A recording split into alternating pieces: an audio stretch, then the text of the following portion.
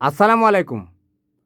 Pakistan super league পিএসএলের cricketer হারিস রৌফ ভারত পাকিস্তান ম্যাচে হাতের ইশারা করে ভারতের বিমান ভূপাতিত করতে পারে, কিন্তু তার প্রতিপক্ষ দল হায়দ্রাবাদ কিংসম্যানের প্লেয়ার হাসানের ওই স্টাম্প ফেলতে পারেনি বল মেরে।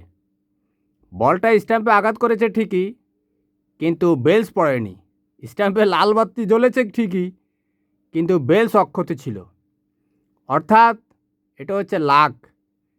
কপাল এমন একটা জিনিস, এরকমই হয়। পরে বাংলাদেশের কাটার মাস্টার মুস্তাফিজ তাকে এসে ফিট চাপড়িয়ে সান্ত্বনা দিয়েছে যে পরবর্তীতে উইকেট পাবে। বাংলাদেশের কাটার মাস্টার মুস্তাফিজ লাহার কাদান্দার্সের পক্ষ হয়ে সে 4 ওভারে 19 রান দিয়ে 1 উইকেট নিয়েছে। খুবই কিপ্টে বোলিং করেছে। লাহোর কালান্দার্স তাদের নির্ধারিত 20 ওভারে 200 রানের একটা বিশাল স্কোর গড়ে।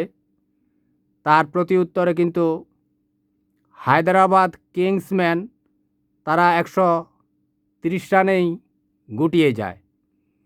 তবে খেলার সময়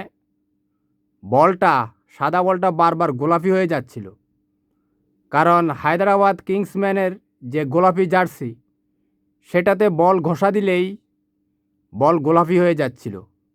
বারবারই বল পরিবর্তন করতে হয়েছে। এভাবেই চলেছে এই হায়দ্রাবাদ কিংসম্যান এবং লাহোর কালান্দার্সের ম্যাচ। আল্লাহ হাফেজ, ভালো থাকবেন।